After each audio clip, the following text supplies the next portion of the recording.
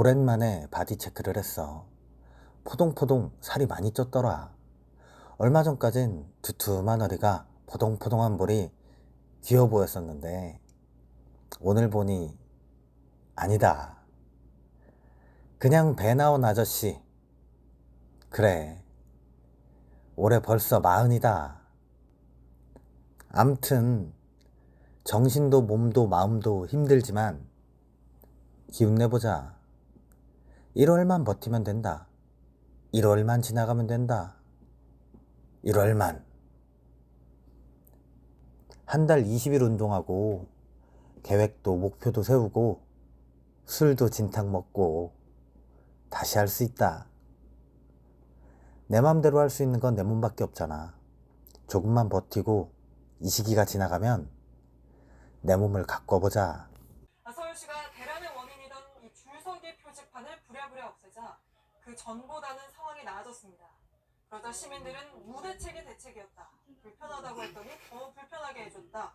불만을 나타내고 있는데 먼저 이 표지판 전후 상황이 어떻게 바뀌었는지부터 최지호 기자가 보여드립니다. 탁상정식이고 전혀 실무를 모르는 사람이 그냥 현장을 무시한 섣부른 대책이었다는 지적이 나올 수밖에 없습니다. JTBC 최지우입니다. 보신 것처럼 일단 최악의 상황을 피했을 뿐입니다.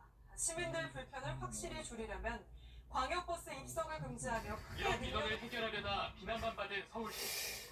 도심 진입 전까지만 버스를 운행하고 승객들은 환승해 출퇴근하는 게 답이란 입장입니다. 하지만 수도권 시민 불편을 감안하면 쉬운 일은 아닙니다. 서울시도 이런 불만을 고려해 일단 버스들이 서는 위치를 분산하는 걸 추진 중입니다. 협의가 된 6개 노선 여성이 6일 오후 1시쯤 가족과 함께 살던 경기도 이천의 집에서 나와 대중교통을 이용해 저녁 7시 반쯤 한강공원에 도착했다고 밝혔습니다. 그리고 CCTV 확인 결과 여성이 집에서 한강공원에 도착할 때까지 다른 사람과 접촉하지 않았고 신고 전후 시간 내에 당신은 이후 비위 의혹으로 옷을 벗었습니다. 그 위에 김회재 차장검사는 국회의원이 됐습니다. 당시 브리핑에서 진술의 허점을 치밀하게 파고드는 과정에서 진실을 토로한 것이라며 모두 영상 녹화돼 있다고 설명했습니다. 하지만 영상은 별의 위법 수사의 단서가 됐습니다. 김 의원은 실체적 진실을 밝히기 위해 최선을 다했다는 입장입니다. 당시 수사를 총괄했던 순천지청장은 지금은 변호사입니다. 청산가리 막상 사건은 주요 이력으로 서울 대방여가 출근길이 온통 얼음으로 뒤덮여 있습니다. 지난 주말에 내린 눈이 아직도 녹지 않은 겁니다. 한나절이 지난 퇴근 무렵에도 빙판길은 곳곳에서 보입니다. 엎친 데 덮친 데로 내일부터 전국 대부분 지역에 또 한방눈이 내릴 걸로 예상됩니다. 그래서 보도했습니다. JTBC 황예린입니다.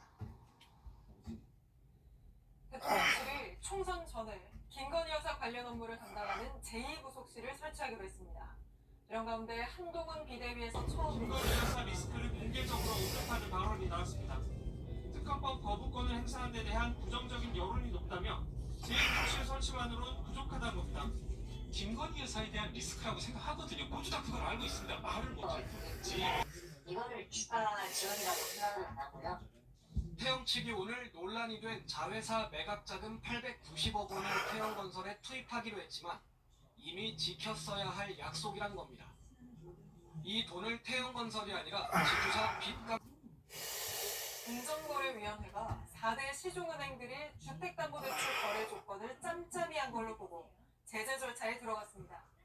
담보 업무 담당자들이 직접 엑셀 자료를 갖고 만나 정보를 공유하며 담보 인정 비율, LTV 인상을 4대 은행에 심사 보고서를 보냈는데 과징금 및 검찰 고발 의견이 담긴 걸로 전해집니다.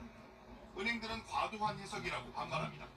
사실은 자체 신뢰도 검증을 위한 단순 참고 목적만을 주셨으며 금리 전세 계약을 했는데 협회에는 알리지 않았다고 했습니다.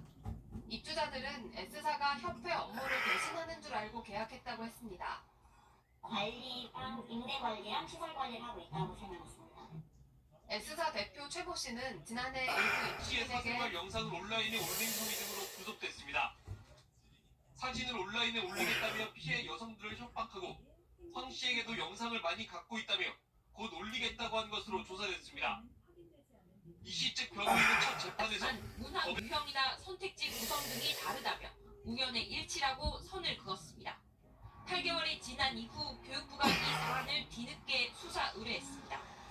사교육 카르텔 신고센터로 해당 강사와 관련된 가해 신고가 당 윤리위 해부는 당이 사실관계를 잘못 파악해서라고 말했습니다.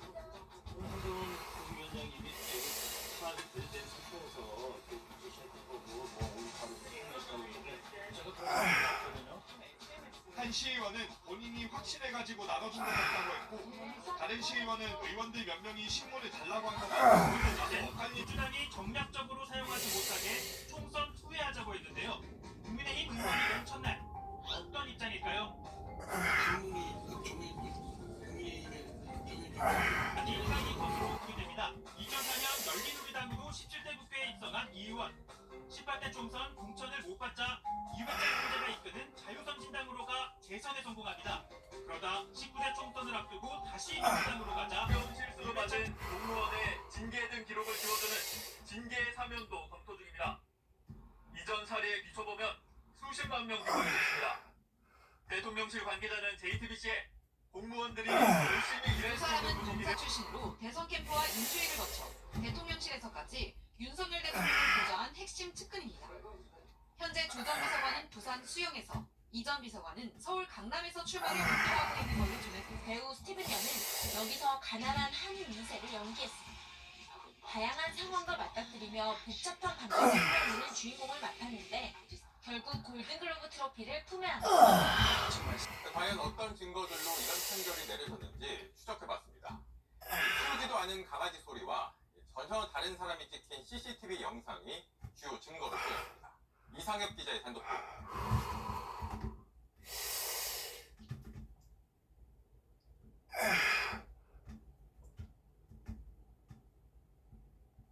가 본격적인 공천 시기에 재표결 날짜를 잡으면 여권의 이탈표를 기대할 수 있다는 검은 속셈인 것입니다. 현장으로 더 들어가서 챙겨야 한다고 당부했습니다. 대통령의 새해 약속도 국민의 목소리를 놓치지 않고 듣겠다는 것이었습니다. 여러분들과 간담회를 자주 갖겠습니다. 언론 앞에 자주 서겠습니다. 대통령은 왜 질문을 받지 않는지, 기자회견은 하는지 안 하는지에 대한 논란은 현재 우리 사회 수준보다 뒤처져 있습니다. 사람들은 대통령이 김건희 여사의 벽에 막혀 있다고 생각합니다. MBC 뉴스 김민철. 뜨거운 감자입니다. 당 내에서는 이른바 김건희 리스크를 관리하기 위해서 특별감찰관 제도를 부활시키자는 의견도 나오고 있는데요. 7년째 공석인 특별감찰관, 지금까지 50억 원에 가까운 세금이 들어갔는데 내년에도 9억 원 상당의 예산이 네, 사무실을 두고 있는 특별감찰관은 지난 2016년 이후 7년째 공석입니다.